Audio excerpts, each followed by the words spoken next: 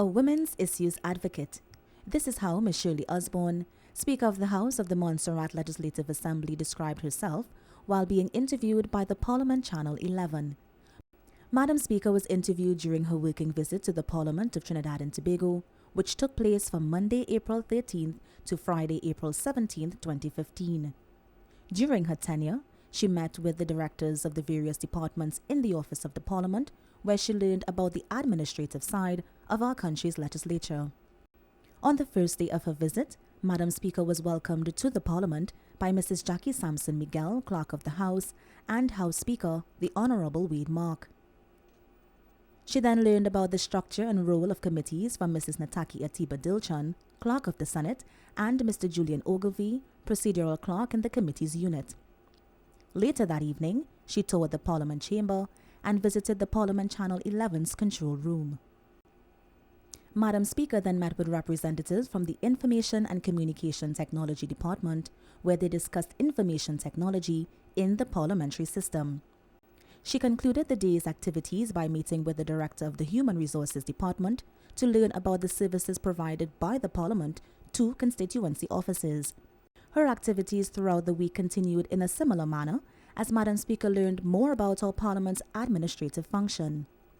Some of the topics discussed include public education, information and overview of parliamentary broadcasting, the role and importance of financial scrutiny, services provided to parliamentarians by the Library Department, comparisons of the current and proposed management structure of the Parliament, financial management services, effective human resource within a parliamentary framework, security of the parliamentary precincts, and functions of the Speaker of the House.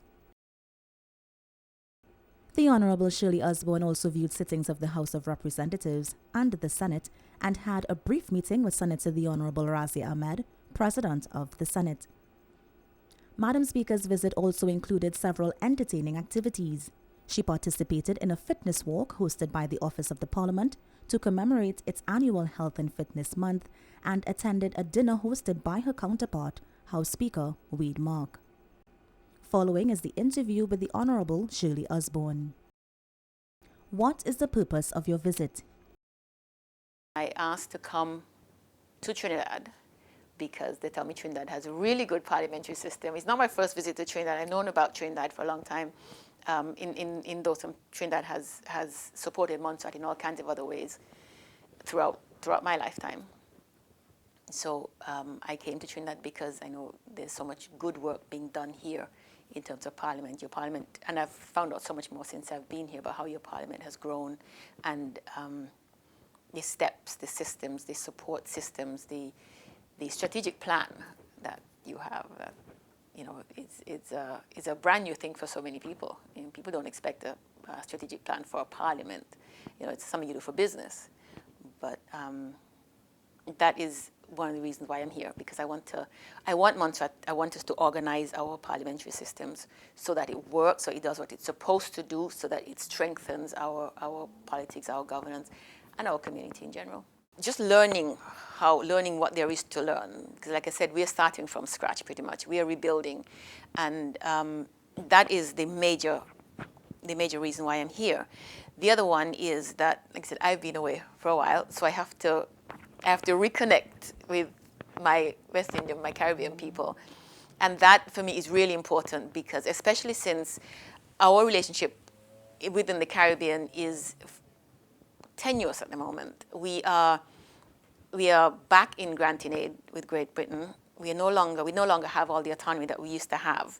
So although Montserrat still is a full-fledged member of CARICOM, for example, and the OECS, the Organization of Eastern Caribbean States, we are limited and stymied in several ways about how we can interact and how we can cooperate and collaborate with our Caribbean neighbors, sisters, brothers, our Caribbean sister countries.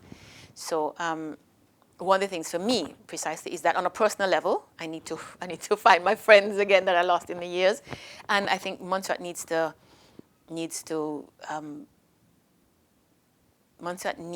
reconnect and hold on to that our being Caribbean, our being West Indian. We need to not let that go.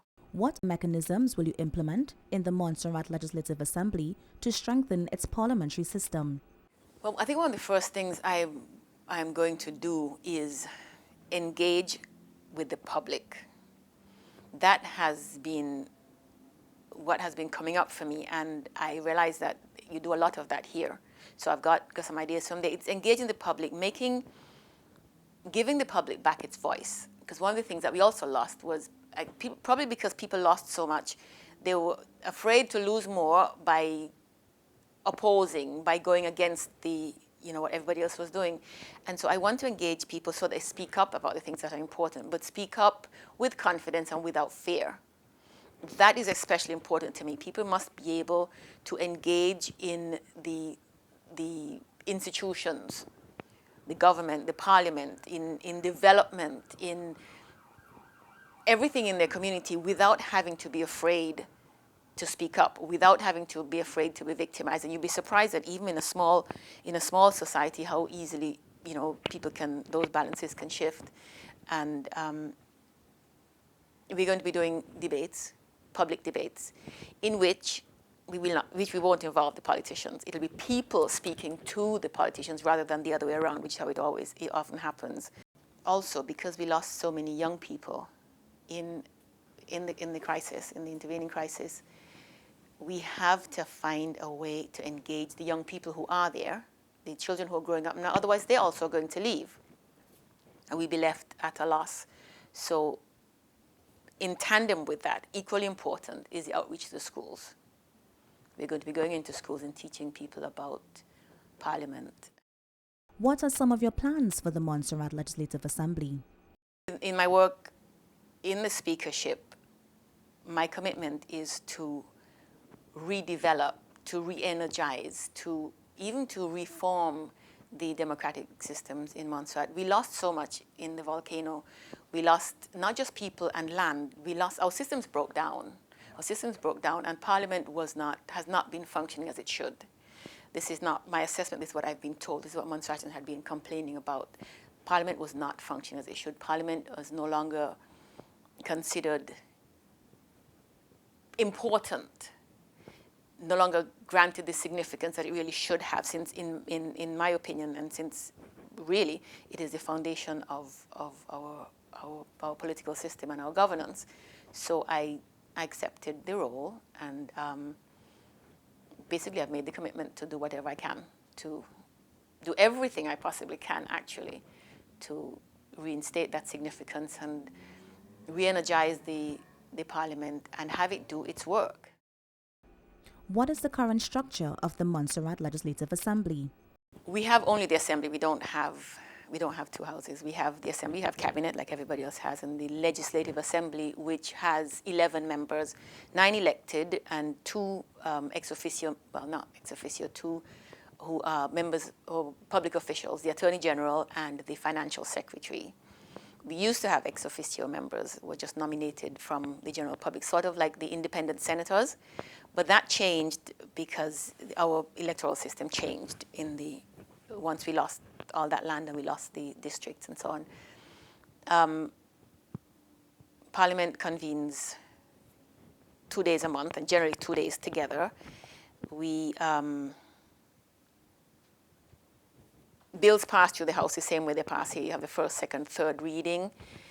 We do have committees. We have the Public Accounts Committee, and we have the Standing Orders Committee. And in fact, our standing orders are being revised right now. And there's scope for creating other committees as they come up, either for whatever term the House and the committees decide. Most of them are either chaired by or supervised by the Speaker of the House. The Public Accounts Committee is chaired by the opposition, actually. It's a small committee. There are 3 people, and 2 of them are opposition members. Can you give any details about some of the discussions that have taken place during your visit? Well, we touched on everything from communications to security. And I've met with so many people, I can't remember their names, but all very, very supportive, very professional, very helpful. The communications department has walked me through they operate. They've talked to me about the television, the radio station,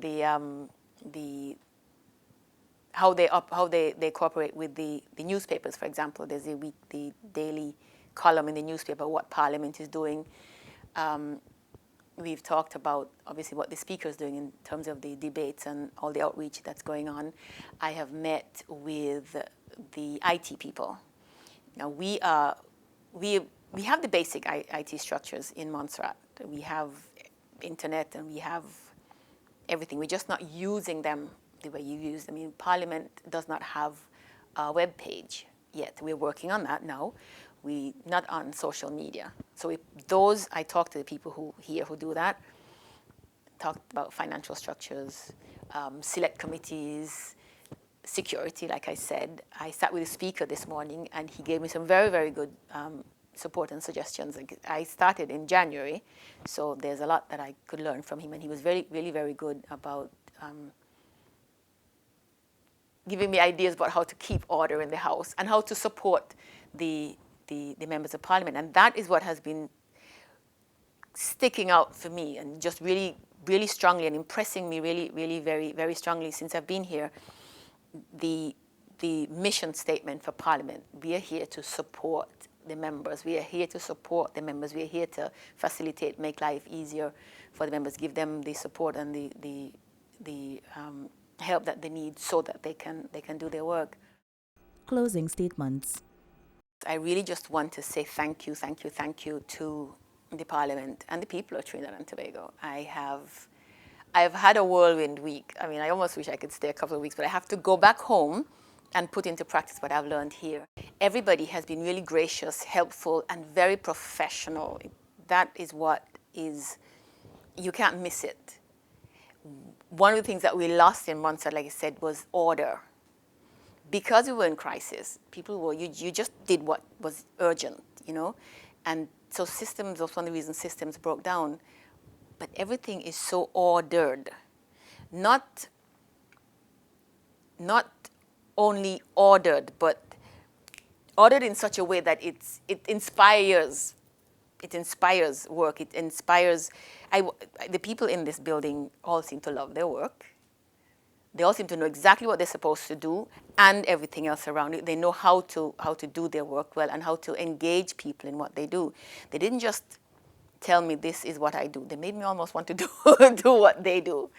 And Speaker Mark has been really supportive, really helpful.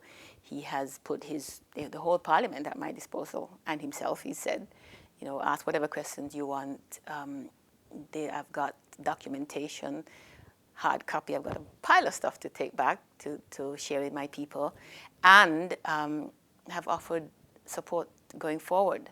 So I want to say thank you very much to everybody, you included, Speaker Mark and the President of the Senate, everybody else. It has been a wonderful experience. I don't know if there's any way Montserrat could ever repay it. All I get to say is that there's an open invitation to come visit Montserrat.